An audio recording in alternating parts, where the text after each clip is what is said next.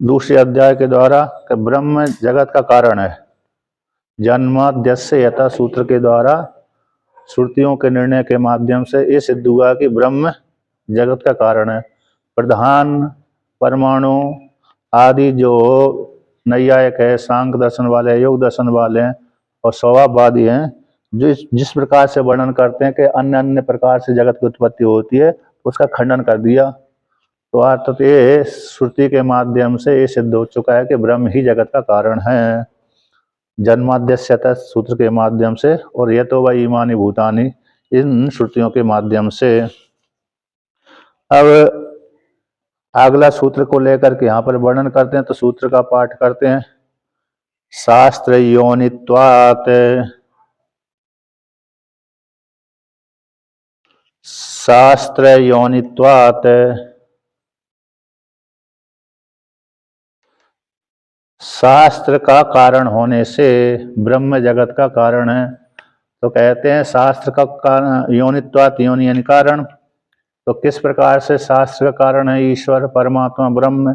सर्वज्ञत्वात्, सर्वज्ञ होने से। श्रुति कहती है एको हम अद्वितीय नेहा नानास्ति किंचना, एक हूँ अद्वितीय हूँ। तो इस प्रकार से नाना आदि नाम का जो जगत बिल्कुल भी नहीं है। तो ऐसे सर्वज्ञ रूप जो ईश्वर से नित्य है, शुद्ध है, मुक्त है, स्वभाव वाला सर्वज्ञ रूप ईश्वर से, तो इसी ईश्वर के द्वारा ही वेद का कर्ता आता, इस ईश्वर के द्वारा ही इस शास्त्र का उत्पत्ति का कारण है। इस ईश्वर से ही जगत की उत्पत्ति हुई, इस ईश्वर से ही वेदों की उत्पत्ति हुई है। पहले सूत्र में, दूसरे सूत्र में है अतः तो ब्रह्म जिज्ञासा के माध्यम से तो ब्रह्म की जिज्ञासा करना चाहिए। तो ब्रह्म जिज्ञासा का विषय बन गया। अब ब्रह्म जिज्ञासा का विषय बनने के पश्चात फिर उसका लक्षण आया, स्वरूप लक्षण और तटस्थ लक्षण। तो ब्रह्म सत्यम ज्ञानम आनंदम ब्रह्म, इस श्रुति के माध्यम से ब्रह्म का स्वरूप लक्षण हो गया। जन्माद्यस्य सूत्र के द्वारा ब्रह्म का तटस्थ लक्षण हो गया कि जन्मादि जिससे होते हैं। उसी प्रकार से अगला जो तीसरा सूत्र शास्त्र योनित्वात्। अब ब्रह्म को जाने तो किस प्रकार से जाने, क्योंकि जानने का यदि साधन नहीं है तो ज्ञान ही नहीं है, तो वस्तु का ज्ञान कैसे होगा? वस्तु को जानने के लिए कोई ना कोई साधन होना चाहिए। तो वस्तु को जानने का साधन कौन है? वेद है। तो वेद, जब वेद पहले से होगा अथवा कोई निर्माण करेगा तभी व्यक्ति जान सकते हैं। या तो पहले से ज्ञान होना चाहिए, वेद होना चाहिए, अथवा कोई शास्त्र होना चाहिए, तब उसके द्वारा किसी न किसी पदार्थ का ज्ञान हो सकता है, अथवा बाद में बनाया जाना चाहिए। अब पहले से बना दिया गया है वेद तो नित्य कहलाएगा, बाद में बनता है तो कृत कहलाता है, कृतक कहलाएगा। पहले से ही है तो नित्य कहलाएगा, बाद में रहा तो कृतक कहलाएगा। इसलिए वेद को विषय में कृतक भी है और नित्य भी है, दोनों प्रकार से। क्योंकि पूर्व मीमांसा में वेद को नित्य कहते हैं, अपौरुषेय है वेद, पौरुषेय नहीं है। इसलिए वेद के द्वारा ही परमात्मा जाना जाता है, उस परमात्मा के द्वारा ही वेद की उत्पत्ति होती है। तो शास्त्र का योनियन कारण होने से षष्ठी तत्पुरुष समास किया गया था। तो इस प्रकार से शास्त्र का कारण होने से तो शास्त्र की उत्पत्ति ही ईश्वर के द्वारा हुई है। जैसे जगत की उत्पत्ति ईश्वर के द्वारा हुई है, उसी प्रकार से शास्त्र की भी, इन चारों वेदों की, ऋग्वेद, यजुर्वेद, सामवेद, अथर्ववेद, इन चारों वेदों की उत्पत्ति भी ईश्वर से होती है। तो ईश्वर शास्त्र का कारण भी है। इस हेतु से ब्रह्म जगत का कारण है, अभिन्न निमित्त उपादान कारण है। जगत का कारण भी है, शास्त्र का भी कारण है। तो शास्त्र के पृथ्वी कारण होने से और शास्त्र के द्वारा गम्य होने से, ब्रह्म शास्त्र का कारण होने से और शास्त्र के द्वारा ही जाना जाने से, इसलिए सर्वज्ञ ब्रह्म है, ऐसा वर्णन कर दिया। इसमें दो वर्णक आते हैं, दो अधिकरण बनाए इस सूत्र में, दो अधिकरण बनाए। एक तो शास्त्र का कारण होने से, ब्रह्म जगत का कारण तो है ही है, और शास्त्र का कारण होने से एक वर्णक हो गया। और दूसरा वर्णक हो गया, दूसरा अधिकरण हो गया, इस शास्त्र के द्वारा ही जाना जाता है, प्रत्यक्ष आदि प्रमाण के द्वारा आत्मा नहीं जाना जाता। आत्मा को जानने के लिए, ब्रह्म को जानने के लिए कोई ना कोई साधन होना चाहिए। ऐसे स्मृति है, पुराण आदि है, अनुमान प्रमाण है, प्रत्यक्ष प्रमाण है, अनुमान प्रमाण अर्थापत्ति प्रमाण अनुपलब्धि आदि प्रमाण है। उसी प्रकार से जैसे धूम रूप लिंग के माध्यम से अग्नि बन्नी का ज्ञान हो जाता है, उसी प्रकार से ब्रह्म का ज्ञान किससे होगा?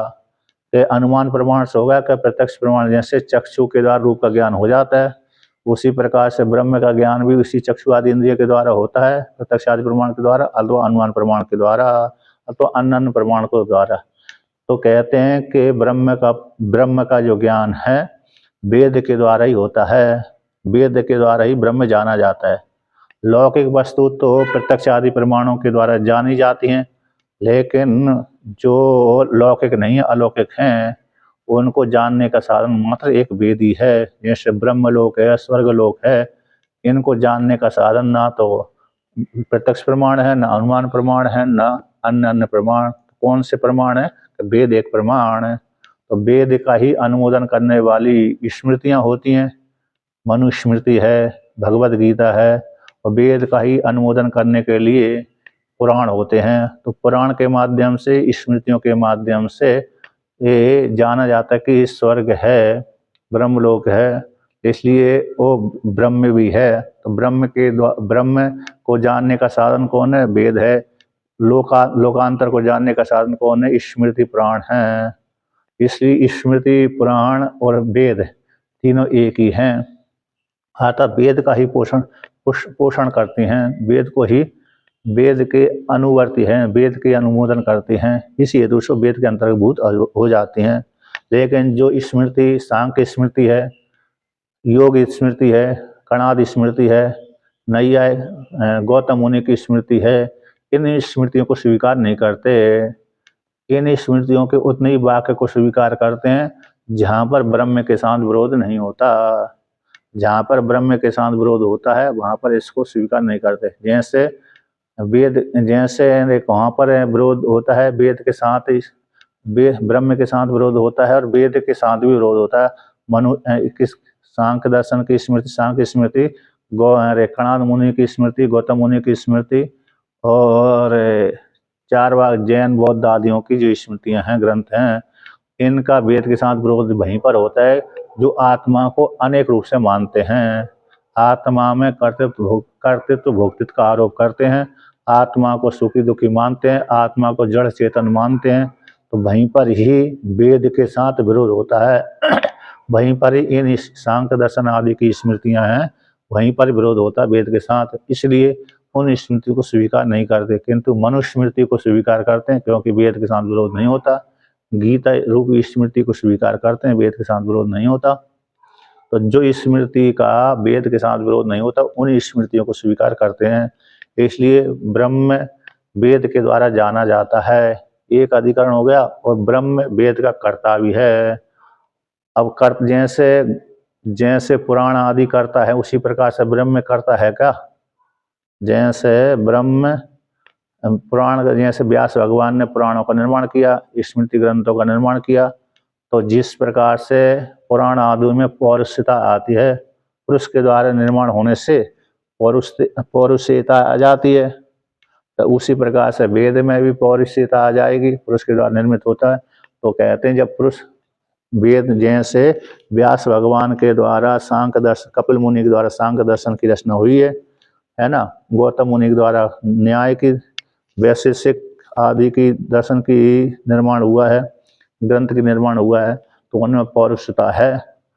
व्यास भगवान के द्वारा महाभारत आदि की महाभारत है और पुराण आदि की रचना की गई है, तो इसमें पौरुषता आती है। पाणि मुनि के द्वारा रचित ग्रंथ व्याकरण आदि है। तो जहाँ और गौतम मुनि के द्वारा, कणाद मुनि के द्वारा और कपिल मुनि के द्वारा, पतंजलि ऋषि के द्वारा इत्यादि ऋषियों के माध्यम से जो जो ग्रंथ रचे गए हैं उनमें पौरुषता आती है।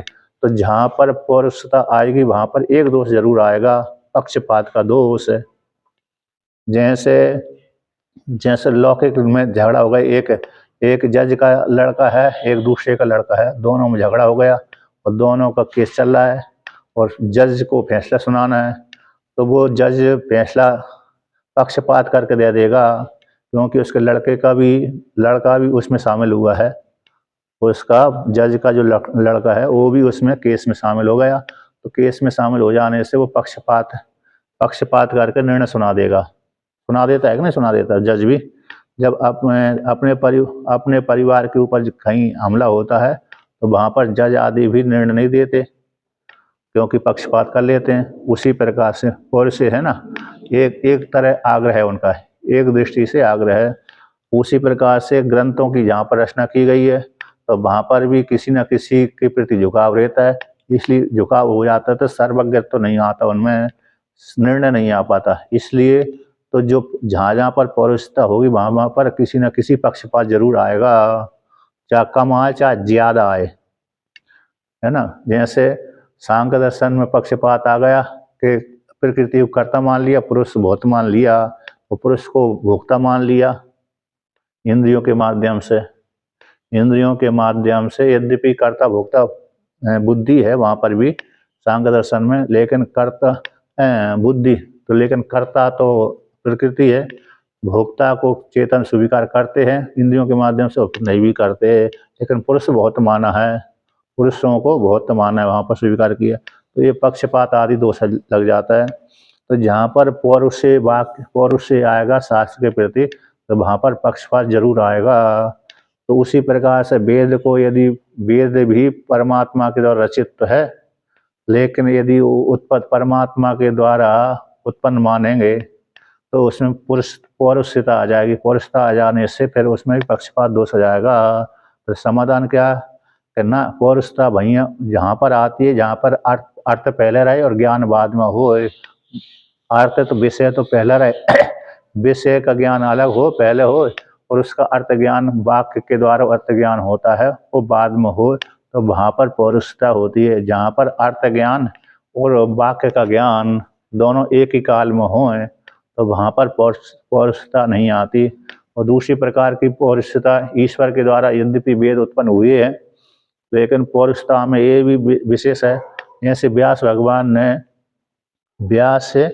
भगवान ने जैसे वेदों पुराणों की सृष्टि करी है, तो कभी इसमें अध्याय परिवर्तन हो जाते हैं, कभी ज्यादा अध्याय हो जाते हैं, कभी कम अध्याय हो जाते हैं। पुराणों पुरुष के द्वारा निर्मित ग्रंथों में इस कल्प में कभी ज्यादा अध्याय बना दिए, अगले कल्प में कम ही अध्याय कर दिए, और अगले कल्पों में और कम कर दिए, आगे पीछे कर देते हैं, मंत्र कम कर देते हैं। किंतु वेद में ऐसा नहीं होता।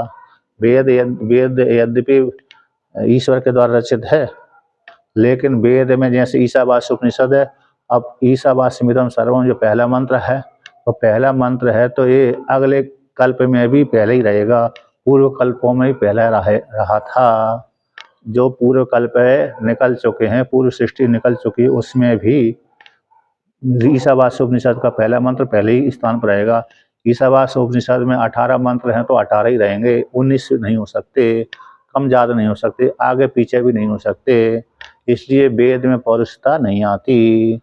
ऐसे ककार के बाद खकार ही आएगा, का वर्ग के पश्चात चा वर्ग ही आएगा, चा वर्ग के पश्चात टा वर्ग ही आएगा, टा वर्ग के पश्चात ता वर्ग आएगा, ता वर्ग के पश्चात पा वर्ग आएगा, और पा वर्ग के पश्चात यारा लावा आएंगे, है ना। नहीं, यारा लावा नहीं आते, व्याकरण के अनुसार नहीं आते। व्याकरण में है ना, पहले अयुण आएंगे, अयुण ऋलिक एवं हैवरट लण यम गणनम झवय घड़दस खपचटता चट्टा कपय ससर हाल, ऐसा 14 सूत्र आते हैं। फिर भी वर्णन करें महासूत्र तो इस प्रकार के आते हैं 14 सूत्र, लेकिन पावर्ग के पश्चात यारा लावा सा हा ऐसे आते हैं, सा हा। छत्रज्ञ ये 3 शब्द तो मिलकर के दो शब्द मिलकर के बनते हैं। संस्कृत में तो है, संस्कृत में मिलकर के बनते हैं। हिंदी में छत्रज्ञ अलग अलग आते हैं, लेकिन हिंदी में अलग अलग हैं और स्वतंत्र हैं, लेकिन संस्कृत में मिलकर के बनते हैं। जैसे संस्कृत में आ ई उ री ली ए आई ओ औ और बिंदी और अनुस्वर ऐसे संस्कृत में आते हैं। 9 अच होते हैं, 9 अच 33 व्यंजन, 9 अच और 33 व्यंजन कितने हो गए? 42 है। तो 9 8 33 व्यंजन, तो ये जो 33 व्यंजन ही 33 देवता कहलाते हैं। 33 जो व्यंजन है वही 33 देवता कहलाते हैं। एक एक एक व्यंजन का एक एक देवता होता है।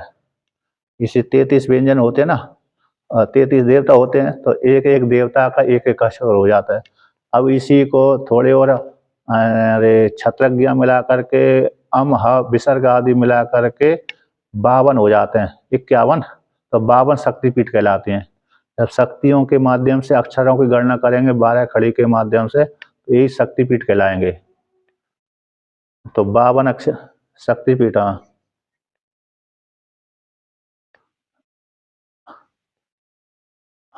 हाँ, 19, मतलब वही है। तो शक्ति की दृष्टि से कहेंगे तो जैसे व्याकरण के अनुसार कहेंगे तो 42 अक्षर होते हैं, है ना। तो अब इन्हीं एक शक्तिपीठ में अंतर्भूत करेंगे तो छत्रज्ञ 3 और मिला दिया, और अम हा विसर्ग और अनुस्वर और मिला दिया, तो एक महाराष्ट्र में ड़ा होता है, उसको मिला करके 51। 51 तो 52। कितनी शक्तिपीठ 52 होती है कि 51 होती है?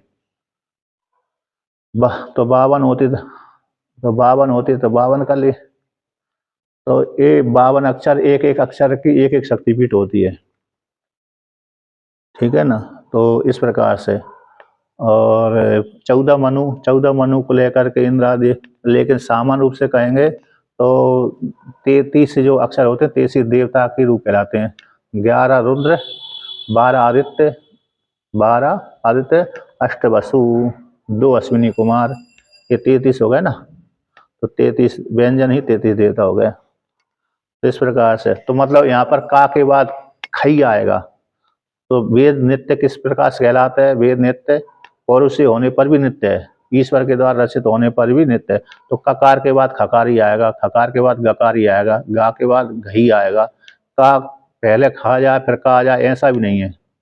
वेद उसी प्रकार से ईशावास्य उपनिषद के ईशावास्यमिदं सर्वम, ये पहला मंत्र आएगा, और दूसरा मंत्र कुर्वण्य वेह कर्माणि आएगा।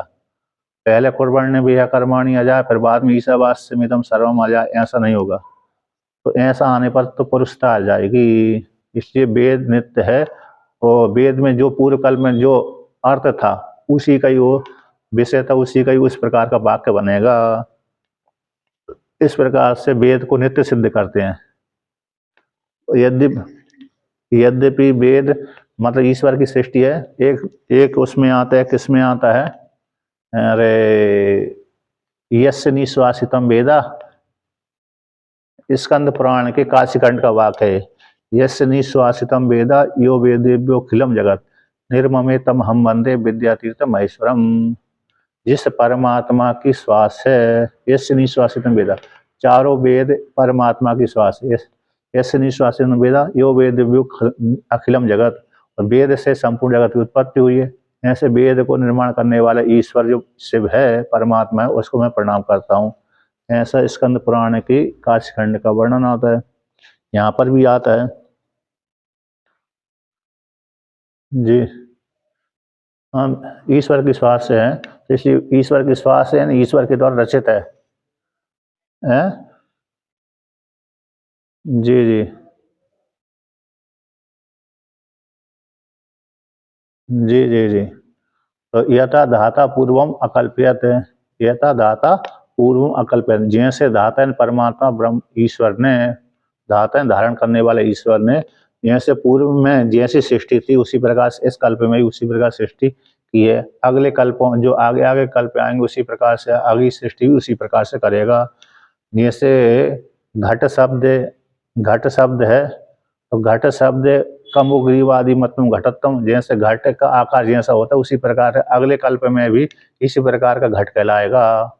तो इसी प्रकार का घट का शब्द यही रहेगा, घाटा ही मिलकर घट बनेगा। अब घट का अर्थ पट नहीं हो सकता, घट का जो अर्थ यानी विषय होगा वो पट नहीं कहलाएगा। घट का अर्थ जो गला सकरा, पेट मोटा भारी फैला हुआ है ना, उसी को घट कहेंगे। अगले कल्प में भी इसी प्रकार कहेंगे, और पूर्व के कल्पों में इसी प्रकार से कहा था।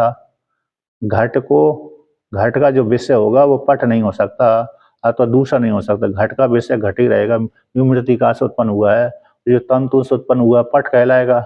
तंतु से उत्पन्न होने वाले पट को घट नहीं कह सकते। जो यथा धाता पूर्वम अकल्पयत, जो धाता ने पूर्व सृष्टि करी इसी प्रकार से ये भी सृष्टि उसी प्रकार से भेद वाली नहीं है। इसलिए ब्रह्म जगत का कारण भी है, ब्रह्म शास्त्र का कारण भी है, और ब्रह्म शास्त्र के द्वारा ही जाना जाता है। इसलिए ब्रह्म सर्वज्ञ है ना। अर्थ और वाक्य का ज्ञान, अर्थ का ज्ञान और वाक्य का ज्ञान दोनों एक साथ ही जिसको होते हैं उसको सर्वज्ञ ईश्वर कहते हैं। मनुष्यों को पहले अर्थ ज्ञान होता है, फिर बाद में उसके वाक्य का ज्ञान होता है, इसलिए पौरुषता आ जाती है। इसीलिए पौरुषता आ जाती है कि नहीं। इस प्रकार से वर्णन किया। अब आगे और वर्णन करते हैं।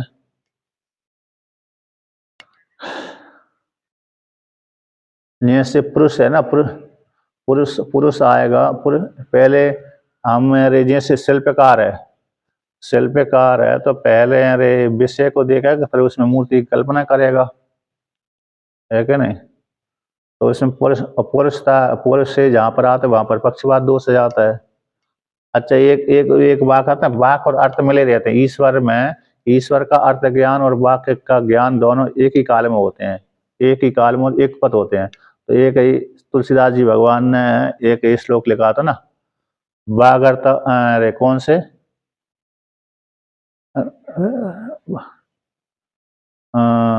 नहीं तुलसीदास, नहीं तुलसीदास जी का है, तुलसीदास जी का है, वो है वागर्ता। ये तो कालिदास जी का है, वागर्ता प्रतिपत्त बद।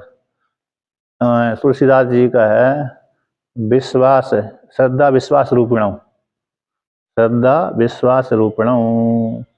यहाँ पर है, नहीं नहीं श्लोक है, वो श्लोक है श्रद्धा श्रद्धा, हाँ नहीं, उसमें उसमें पहले ही मंगला, जो पहले ही बालकांड का ही मंगलाचरण में आता है गणेश जी की इस,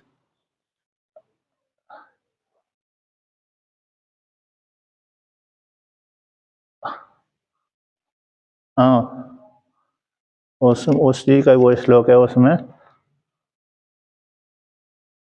नहीं नहीं, उसमें दोनों मिले हुए हैं, शिव और पार्वती दोनों मिले हुए हैं, ये अर्थ में लेना है यहाँ पर। जहाँ पर वो वाक्य आता है श्रद्धा विश्वास रूपणों, श्रद्धा और विश्वास एक जैसे मिले हुए हैं। जैसे अर्धनारीश्वर मिले हैं ना, आधा शिव और पार्वती दोनों एक ही जोड़े में है, आधा शिव और आधा पार्वती दोनों एक है ना। अर्थ और वाणी, अर्थ अर्थ और वाणी दोनों मिले हुए रहते हैं।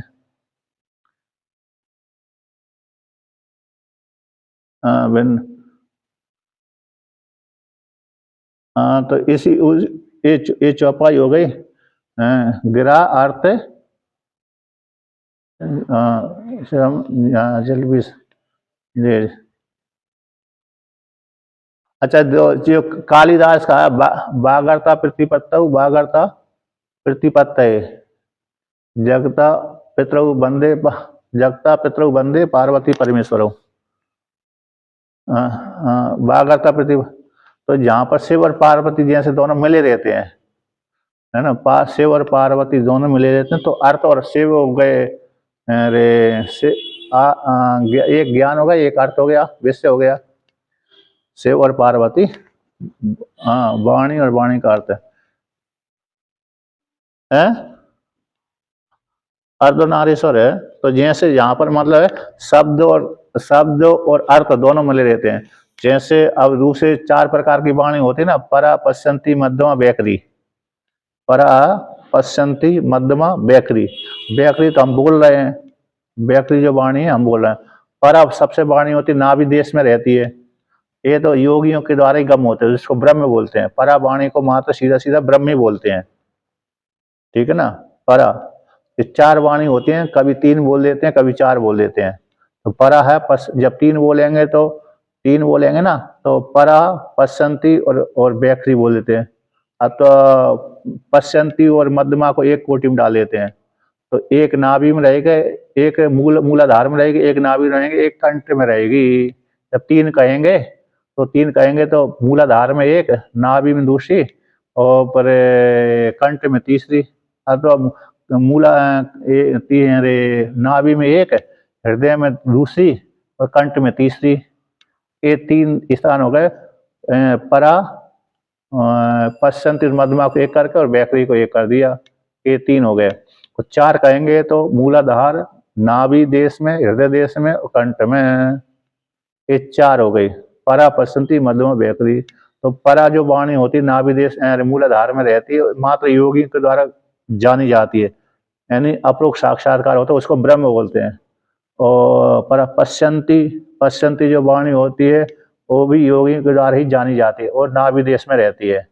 और मध्यमा वाणी जो होती है वह भी अर्थ और ज्ञान दोनों मिले रहते हैं मध्यमा वाणी में। तो इसके पश्चात बैखरी आती है, तो यहाँ पर अलग अलग हो जाते हैं। तो ये भी योगी मध्यमा वाणी, अर्थ और वाणी दोनों मिली हुई है, अर्थ और वाणी मध्यमा में। तो वो हृदय देश में रहती है, हृदय देश से ही शब्द उत्पन्न होता है, तो अर्थ भी उत्पन्न होता है, शब्द अर्थ विषय भी उत्पन्न होता है, शब्द भी उत्पन्न होता है हृदय देश से। तो जहाँ वहां से धीरे साथ साथ मिलके आते, जैसे लौकिक दृष्टांत कहेंगे तो जैसे सिनेमा हॉल में आप गए होंगे तो पीछे से रील फेंकी जाती है प्रकाश, तो वहां पर अर्थ भी है और वाणी भी है, मिला हुआ था ना, रंग रूप भी आ रहा है और उसका अर्थ भी आ रहा है।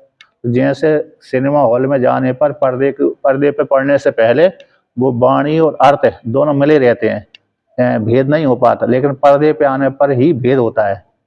पर्दे पे आने पर चित्र अलग दिख जाता है और वाणी अलग सुनाई पड़ती है, लेकिन पर्दे पे पड़ने से पहले एक जैसे रहते हैं। उसी प्रकार से हृदय देश से निकली हुई वाणी, मध्यमा वाणी दोनों एक मिले रहते हैं, फिर बाद में बैखरी आने पर अलग अलग हो जाते हैं। और जैसे इसी जो एक रहते हैं मध्यमा वाणी, वो ईश्वर, और ईश्वर इस प्रकार से ईश्वर उस विषय को भी और ज्ञान को भी, शब्द को भी, वाक्य ज्ञान को भी,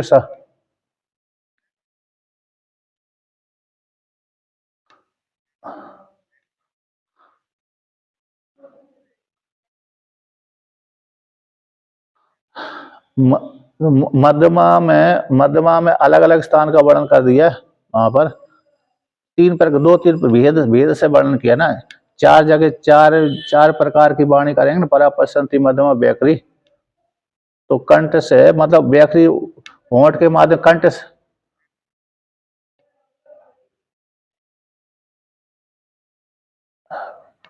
पर, हाँ, तो चार क्रम आगे से लो चाहे पीछे से लो, मतलब मेरे परा, पश्चंती, मध्यमा, बैखरी ऐसी। तो परा शब्द ब्रह्म का वाचक होती है परा वाणी, जो मूलाधार चक्र में रहती है।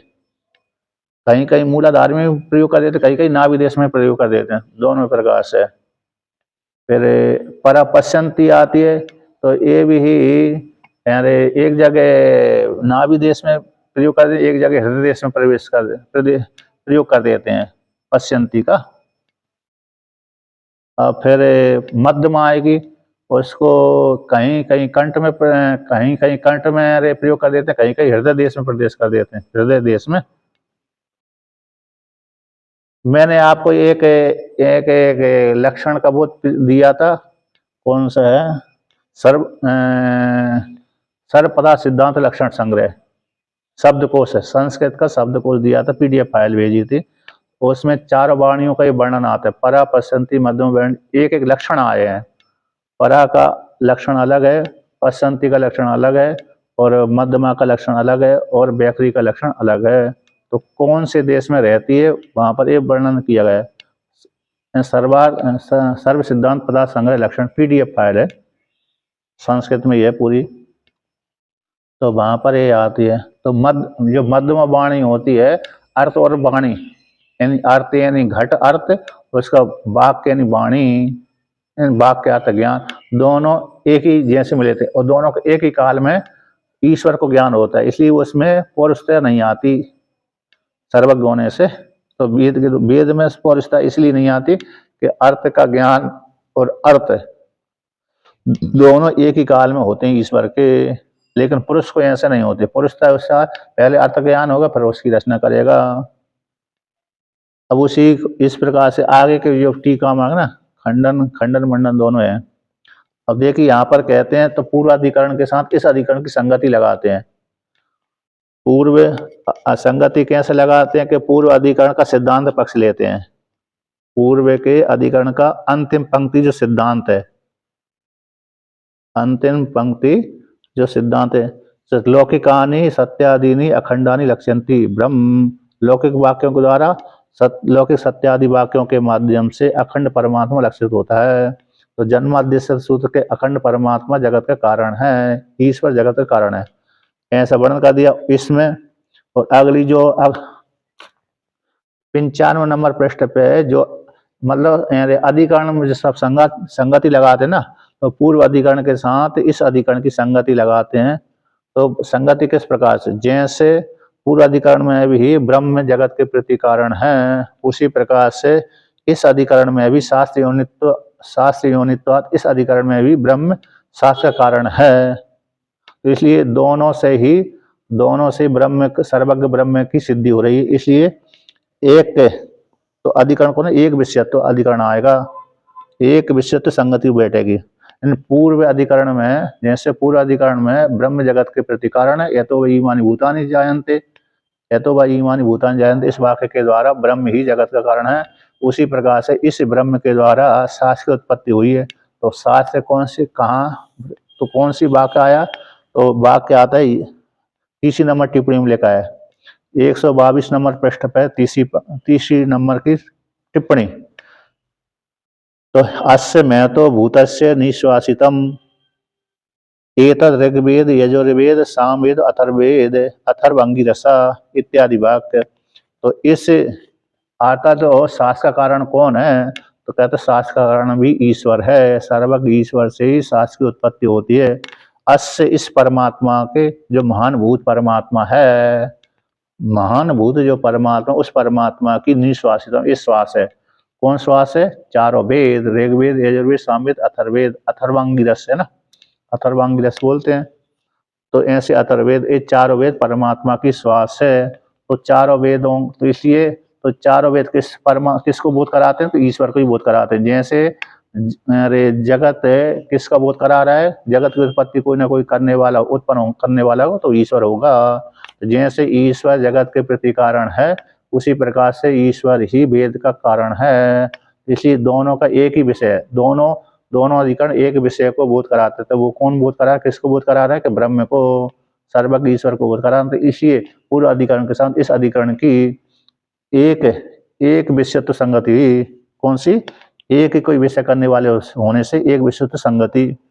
अब यहाँ पर पक्षांतर भी आ जाता है कि जैसे ब्रह्म जगत के प्रति कारण है, ब्रह्म जगत के प्रति कारण, उसी प्रकार से ये शास्त्र ब्रह्म किसके द्वारा जाना जाता है, कि वेद के द्वारा जाना जाता है। तो वेद ही ब्रह्म के विषय में कारण बनता है, वेद ही ब्रह्म के विषय में कारण होता है। अतः वेद के द्वारा ही ब्रह्म जाना जाता है, प्रत्यक्ष आदि प्रमाणों के द्वारा नहीं जाना जाता। जैसे जगत के कारण जगत का उत्पत्ति करते कौन, परमात्मा है, ईश्वर है, ऐसा फल वर्णन कर दिया। उसी प्रकार से वेद के द्वारा कौन जाना जाएगा, ब्रह्म किसके द्वारा जाना जाएगा, वेद के द्वारा। तो एक फल पूर्व अधिकरण के साथ इस अधिकरण का, दोनों का फल है ब्रह्म। तो एक फल तो संगति आएगी, एक फल वाली संगति है ना पूर्व अधिकरण की। तो यहाँ पर 123 नंबर पृष्ठ पे है तम उपनिषदम पुरुषम पृच्छामि, इस वाक्य के माध्यम से। जैसे पूर्व अधिकरण में संपूर्ण जगत का कारण कौन है, ब्रह्म है, उसी प्रकार से यहाँ पर भी कि वेद किसके द्वारा जाना जाए, परमात्मा किसके द्वारा जाना जाता है, कि वेद के द्वारा ही जाना जाता है, प्रत्यक्ष आदि प्रमाण के द्वारा नहीं जाना जाता। तम तु उपनिषदम पुरुषम पृच्छामि, इस वाक्य के द्वारा मैं तुमसे उस उपनिषद के द्वारा प्रोक्त, उपनिषद के द्वारा जाना जाने वाले पुरुष को विषय में पूछता हूँ। तो यहाँ पर इसलिए तो जाना, तो फल क्या हुआ, पुरुष को जानने से क्या होगा, मोक्ष फल की प्राप्ति। तो पूर्व अधिकरण में भी इस जगत के प्रति कारण होने से ब्रह्म जगत के प्रति कारण है, तो जब कारण को जान लिया तो मोक्ष फल की प्राप्ति हो जाएगी। उसी प्रकार से इस अधिकरण में भी पुरुष को किसके द्वारा जाना, तो ब्रह्म के, अरे वेद के द्वारा जाना। तो पूरा अधिकरण में भी फल कौन है, ब्रह्म है। इस अधिकरण में भी फल कौन है, ब्रह्म है।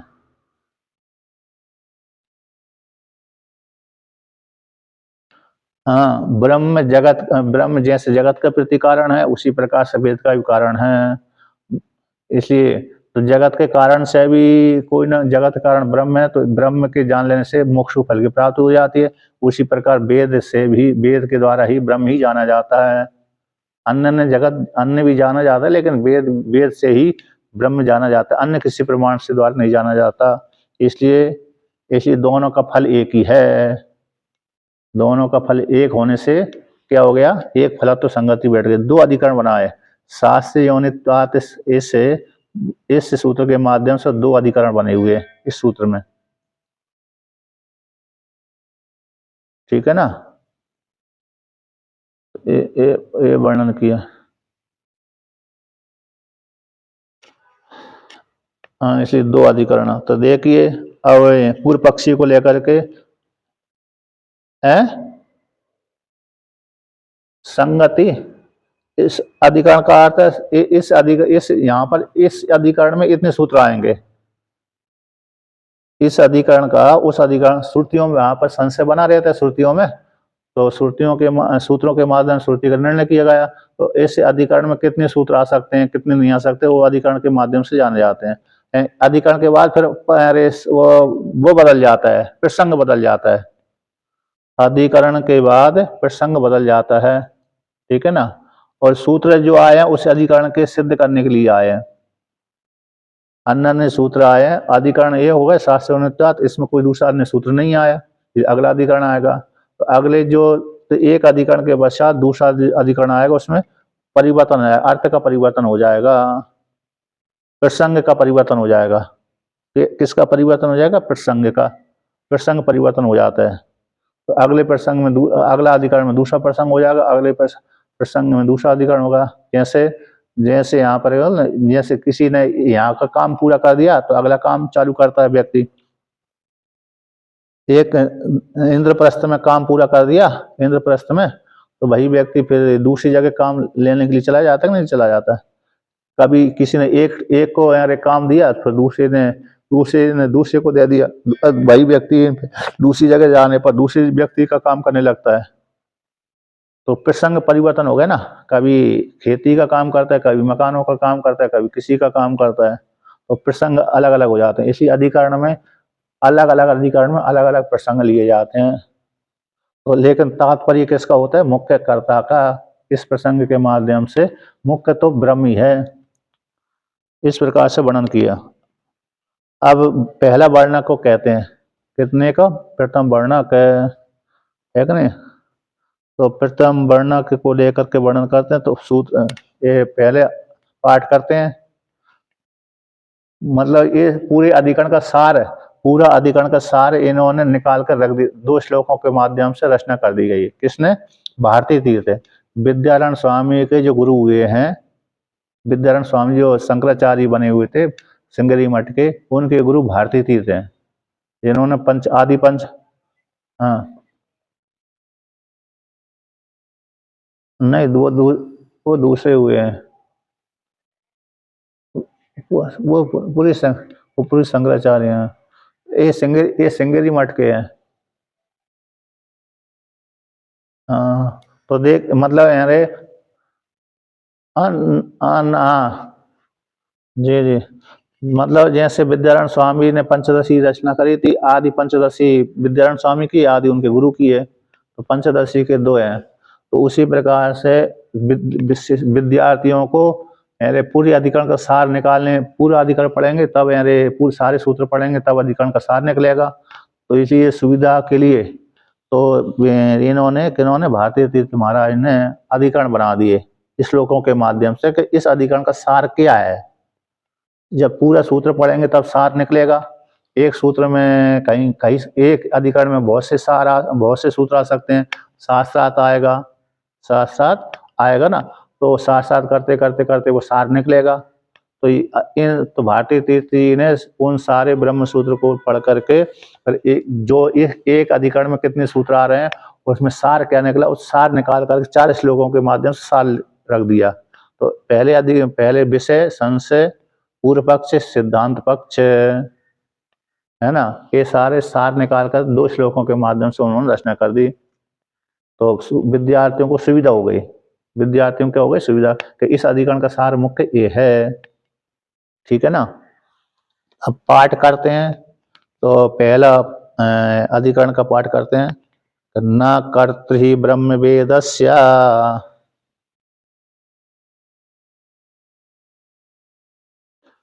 किं वा कर्तृ न कर्तृ तत्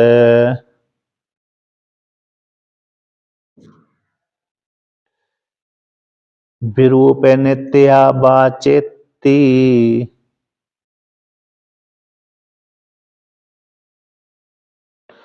एवं नित्यत्व वर्णनात्।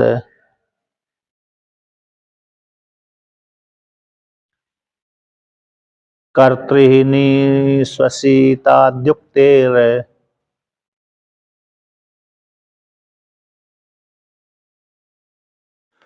नित्यत्वं पूर्वसाम्यतः।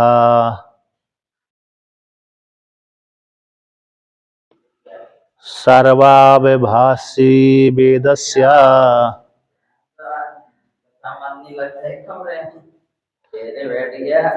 कर्तृत्वात् सर्वविद भवेत्।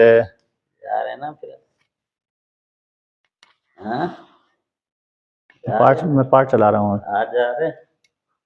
पाठ चला रहा हूँ थोड़ा। नहीं, मैं जा रहे फिर विदाई का वो बना लो। वो महात्मा जी से पूछ लेना। क्यों, आपको क्या जानना है? आप उनसे हम क्यों पूछ? पहले अभी मैं पाठ चला रहा हूँ थोड़ा। आप ये बता दो, इतना जाना है नहीं जाना। हाँ ठीक, पाठ चला रहा हूँ। विदाई कर देता हूँ, बता देना इसके बाद। तो देखिए, अरे यहाँ पर है ब्रह्म, है ना, विषय क्या है, संशय क्या है। तो वेद का ब्रह्म करता है अथवा नहीं है। न कर्तृ ब्रह्म वेदस्य किंबा कर्तृ, यानी ब्रह्म वेद का करता है अथवा नहीं है, ये संशय वाक हो गया। न कर्तृ ब्रह्म वेदस्य किंबा अस्ति कर्तृ, तो वेद का ब्रह्म करता है अथवा नहीं है, ये संशय वाक हो जाने पर तो पूर्व पक्ष आता है न कर्तृ, न कर्तृ तत्, ब्रह्म वेद का कर्ता नहीं हो सकता। ब्रह्म वेद का कर्ता नहीं हो सकता। क्यों नहीं हो सकता? उसमें हेतु सिद्धांति ने पूछा कि वेद ब्रह्म का कर्ता क्यों नहीं हो सकता। तो यहाँ पर कहते हैं कि वेद को नित्य वर्णन किया गया है इस वाक्य के द्वारा। तो संबोधनाता वेद की वाणी है कि विरूप नित्या वाचा इति एवं नित्यत्व वर्णात। तो यहाँ पर वर्णन के हे विरूप, हे देवताओं, नित्य वाचा, नित्य वाणी के द्वारा स्तुति करो उसकी, किसकी? भगवान की। तो नित्य वाणी, और जो हमेशा बनी रहती है उसको नित्य बोलते हैं। तो देवताओं को संबोधन करिए हे विरूप, जिस रूप से रहित देवता हो। विरूप के विगतः रूपम यस्मात् स विरूपम, है ना, जिससे रूप निकल गया है उसको विरूप बोलते हैं। तो देवताओं को संबोध रूपम रहितम विगतः रूपम यस्मात् स विरूप, तो जिससे रूप निकल गए उसको बोलते हैं विरूप। तो देवताओं का संबोधन नित्य वाणी के द्वारा, किसके वाणी के द्वारा? हे विरूप, नित्य वाणी के द्वारा। नित्य वाचा इति, नित्य वाणी के द्वारा तुम उनकी स्तुति करो, ऐसा वाक्य आया है। यहाँ पर नित्य वाणी कौन है? तो वेद ही है। तो नित्यत्व वर्णात आता इस प्रकार से वेद की वाणी, वेद को नित्यत्व वर्णन किया गया है। 4 नंबर टिप्पणी में आया है। 4 नंबर टिप्पणी में कि अनादि निधना, तो वहां पर आया प्रेरया स्तुति, हे विरूप, देवता का संबोधन नित्य वाणी से स्तुति करो। तो नित्य वाणी कौन? वेद है। तो अनादि निधना नित्या बाघ उत्सृष्टा स्वयंभुवा आदौ वेदमयी दिव्या यतः सर्वा प्रवृत्तया, है ना। अनादि निंदा नित्या, अनादि निधन सभी का कारण अनादि है, निधन है, गति है, नित्य है। अनादि ब्रह्मा ने अर्थात ब्रह्मा ने अनादि निधन जो नित्य वाणी है, बाघ है, उत्सृष्टा स्वयं परमात्मा ने ब्रह्मा ने इन वेद रूप की सृष्टि करी, यानी परमात्मा ने स्वयं जो परमात्मा है उन्होंने जो अनादि कारण है उस वाणी की उत्पत्ति करी, सृष्टि वाणी वेद रूप की सृष्टि की। और फिर आदिम वेदमयी दिव्या की उत्पत्ति करी, इससे जिससे सारी प्रवृत्ति उत्पन्न हुई। सबसे पहले परमात्मा ने वेदों को उत्पन्न किया, बाघ उत्सृष्टा ना, बाघ की उत्पत्ति करी। तो सबसे पहले अनादि जो निधन कारण है, नित्य है, उस बाघ को उत्पन्न किया। और बाघ को उत्पन्न करके वाणी को उत्पन्न करके, वाणी वेद को उत्पन्न करके, और वेद से फिर तो आदि में जो वेदमयी दिव्य वाणी थी उसको उत्पन्न किया, अभिव्यक्त किया। तो उसी से वेद से फिर सारी प्रवृत्तियां उत्पन्न हुई। इस बाघ यानी वाणी, बाघ बोली, वो शिक्षा निकाली।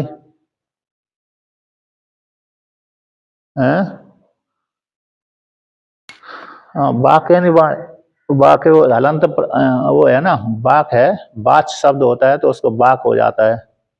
तो सबसे पहले वेद ईश्वर ने स्वयंभू परमात्मा ने वाणी की उत्पत्ति करी। तो वाणी के माध्यम से फिर जो वेदमयी वाणी दिव्य वाणी है उसी से फिर अन्य अन्य प्रवृत्तियां हुई। ठीक है ना, इस प्रकार से वर्णन किया। अब आगे ये कहते हैं कि ऐसा नित्यत्व वर्णात। अब कहते इसलिए वेद का नित्य वर्णन होने से वेद ब्रह्म का कर्ता नहीं है, वेद का नित्य होने से वेद का कर्ता ब्रह्म नहीं है। ये पूर्व पक्षी के द्वारा प्राप्त हो गया, पूर्व पक्ष है। क्योंकि नित्य तो उसमें श्रुति प्रमाण है कि विरूप नित्या वाचयति, कि हे देवताओं नित्य वाणी के द्वारा स्तुति करो किसकी, ईश्वर की। तो नित्य वाणी कौन है, वेद। तो वेद जब नित्य ही है तो जब नित्य वेद नित्य है तो फिर उसकी उत्पत्ति कैसे हो सकती है।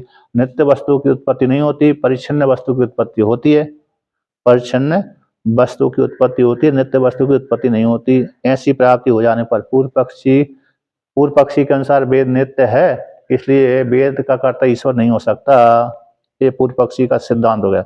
अब सिद्धांति कहता है कि कर्तृ निश्वासितादि युक्ति रे नित्यत्व पुरुषाम्यता, कर्ता की श्वास है वेद है, कर्ता की निश्वासितों कौन, उसमें प्रमाण क्या है, श्रुति प्रमाण रहेगी। अस्य में तो भूत से निश्वासितम, ये बृहदारण्यक उपनिषद की श्रुति है 2:4-10 की। अस्य परमात्मा की, महानभूत परमात्मा की चारों वेद, ऋग्वेद यजुर्वेद सामवेद अथर्ववेद, चारों वेद कैसे उसकी श्वास है। ठीक है ना, इससे परमात्मा की कर्तृत्व, कर्ता की निश्वासित है, निश्वास होने से युक्ति से भी सिद्ध होता है कि युक्ति से भी कैसे सिद्ध होता है कि नित्यत्व। इसलिए नित्यत्व जो वाणी है परमात्मा की श्वास, पूर्व साम्यता, पूर्व सृष्टि में, तो पूर्व सृष्टि में तो वेद का नित्यत्व है, कर्ता की श्वास है, श्वास हो जाने पर भी वेद को नित्य कहा गया कि पूर्व सृष्टि के अनुसार। जैसे पूर्व सृष्टि में ईश्वर ने ही वेद की रचना करी थी, तो वेद में जिस प्रकार से पूर्व में जो मंत्र आते हैं, तो मंत्र आते तो जैसे मंत्र हैं तो ये ऋग्वेद में इतने ही मंत्र रहेंगे, यजुर्वेद में इतने ही रहेंगे, अथर्ववेद में इतने ही रहेंगे, सामवेद में इतने ही रहेंगे, ऋग्वेद में इतनी अध्याय पर यही मंत्र आएगा। ककार के बाद खकारी आएगा, आ के बाद आई ई आएगी, ककार के बाद खकारी आएगा, खकार के बाद गकारी आएगा। तो जैसे घट शब्द वर्तमान कल्प में है, घट शब्द का घट विषय होता है, अगले पूर्व कल्प में इसी प्रकार से घट शब्द का घट ही विषय था, है ना। तो पूर्व साम्यता में पूर्व सृष्टि में, पूर्व अधिकरण में, तो पूर्व अधिकरण के माध्यम से ये सिद्ध होता है। तो जैसे पूर्व सृष्टि करी थी, यथा धाता पूर्व अकल्प्यत, ये वाक्य और दूसरा आता है, जैसे पूर्व में जैसे सृष्टि करी थी उसी प्रकार से इस सृष्टि में भी उसी प्रकार से परमात्मा ने ऐसे किया।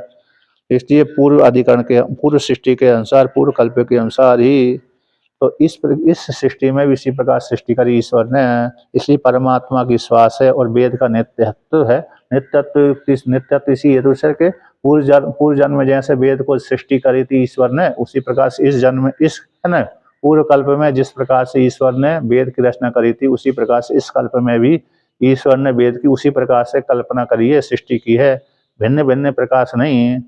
जैसे पूर्व कल्प में ईश्वर ने वेद में 1,00,000 मंत्रों की रचना करी थी, उसी प्रकार से इस कल्प में भी ईश्वर ने वेदों में 1,00,000 मंत्रों की रचना की है, कम ज्यादा नहीं करी।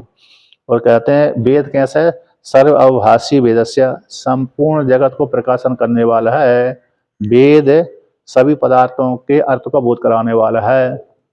जो भी ब्रह्मांड में विषय हैं उन सारे विषयों को प्रकाशन करने वाला है, ज्ञान कराने वाला है।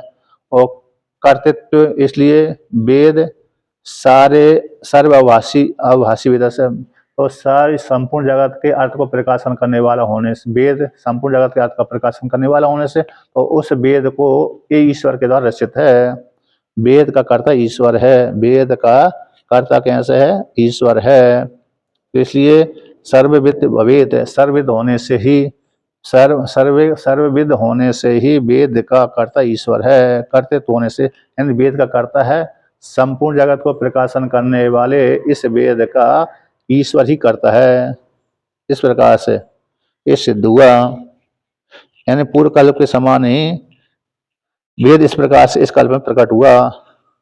पूर्व कल्प के समान ही प्रकट होने से वेद को नित्य कहा गया। यानी संपूर्ण जगत की व्यवस्था को प्रकाशन करने वेद का कर्ता होने से ब्रह्म सर्वज्ञ है। संपूर्ण पदार्थ को प्रकाशन करने वाला वेद, उस वेद का उत्पत्ति करने वाला ये हेतु है कौन, ईश्वर। ईश्वर जगत के प्रति भी कारण है, ईश्वर वेद के प्रति भी कारण है ना। इसलिए ब्रह्म सर्वज्ञ ईश्वर है। इस प्रकार से वर्णन किया, ठीक है ना। अब एक अधिकरण हो गया। अब दूसरा अधिकरण कहें तो देखिए, ये सामान्य रूप से वर्णन कर देते हैं, पाठ कर लेते हैं, है ना, फिर व्याख्यान हो जाएगा। अस्ति अन्नमेतापि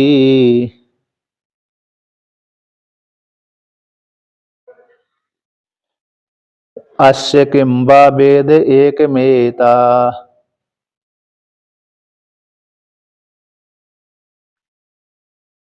घटवत् सिद्ध वस्तुत्वात्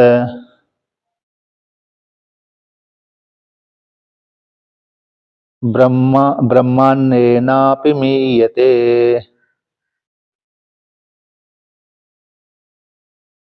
रूपलिंगादिराहित्यान्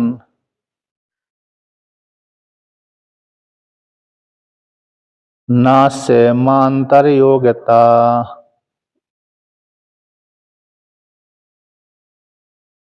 तम त्वपनिषदेत्यादौ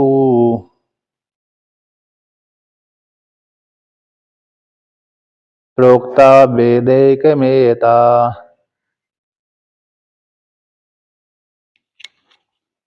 तो यहाँ पर वर्णन करते हैं कि अस्ति है अन्नमेता अपि किंबा वेद एकमेता। ब्रह्म जो जगत के प्रति कारण है, ब्रह्म कैसे संसेवाक है, विषय ब्रह्म है ना। तो ब्रह्म वेद के द्वारा जाना जाता है अथवा अन्य प्रमाणों के द्वारा भी जाना जाता है। ब्रह्म जगत के प्रति कारण है, ये जन्माद्यस्यता इस सूत्र के द्वारा सिद्ध कर दिया। अब उस जन्म जो जगत का प्रति कारण है ब्रह्म, उसको किस प्रमाण के द्वारा जाना जाता है, प्रत्यक्ष आदि प्रमाण के द्वारा वह विषय बनता है अथवा शास्त्र का विषय बनता है। तो कहते हैं वेद एकमेता, वेद के द्वारा ब्रह्म जाना जाता है अथवा अन्य प्रमाण के द्वारा भी ब्रह्म जाना जाता है। किस प्रमाण के द्वारा ब्रह्म जाना जाता है, केवल वेद के द्वारा, केवल उपनिषदों में वेद के द्वारा ही ब्रह्म विषय बनाया जाता है। ब्रह्म का जानने का मुख्य साधन वेद है अथवा प्रत्यक्ष आदि प्रमाण भी हैं। तो ऐसी प्राप्ति हो जाने, संशय प्राप्त हो जाने पर कहते घटवत, घट के समान, जैसे घट है प्रत्यक्ष आदि सिद्ध वस्तु है, तो सिद्ध वस्तु हो जाने से ब्रह्म भी सिद्ध वस्तु है। जैसे घट सिद्ध वस्तु है उसी प्रकार ब्रह्म भी सिद्ध वस्तु है। जैसे घट भूत वस्तु है उसी प्रकार ब्रह्म भी भूत वस्तु है। घट जैसे प्रत्यक्ष आदि प्रमाणों के द्वारा जाना जाता है, उसी प्रकार से ब्रह्म भी अन्य प्रमाण के द्वारा भी जाना जाएगा, है ना। ब्रह्म भी जैसे घट सिद्ध वस्तु हो जाने से घट के समान, घटवत है, घट के समान सिद्ध वस्तु होने से घट सिद्ध वस्तु है, प्रत्यक्ष आदि प्रमाण का विषय बनता है। उसी प्रकार से ब्रह्म भी सिद्ध वस्तु है, ब्रह्म भी सिद्ध वस्तु भूत वस्तु है। भूत वस्तु हो जाने से अन्य प्रमाण के द्वारा मीयते हो जाएगा, अन्य प्रत्यक्ष आदि प्रमाण का विषय बन जाएगा ब्रह्म। तो ऐसी प्राप्त, ऐसा पूर्व पक्षी के द्वारा प्राप्त हो जाने पर सिद्धांत कहता है ना, ऐसी बात नहीं है। रूप लिंगादि राहित्वात्, तो ब्रह्म में रूप नाम रूप आदि नहीं है, ब्रह्म में नाम रूप नहीं है, रूप आदि लिंग से रहित होने आने से अस्य ब्रह्म का मानांतर योग्यता ना, दूसरे प्रत्यक्ष आदि प्रमाणों का विषय नहीं बनता ब्रह्म। इसलिए तो किसके द्वारा विषय बनता है ब्रह्म? तम तम तू अपनिषदम पुरुषम पृच्छामि, इस वाक्य के द्वारा। तो इस वाक्य के माध्यम से के इत्यादि वाक्य में प्रोक्ता वेद एक मेता, तो इस वाक्य के माध्यम से मात्र ब्रह्म वेद के द्वारा ही जाना जाता है। तम तू उपनिषदम पुरुषम पृच्छामि, तुमसे मैं उस उपनिषद पुरुष के विषय में पूछता हूँ। इस वाक्य के माध्यम से वेद एक मेता, तो वेद के द्वारा ही जाना जाता है, मापा जाता है ना। तो वेद ही एक प्रमाण है, तो ब्रह्म किस प्रमाण के द्वारा जाना जाएगा? तो वेद के द्वारा।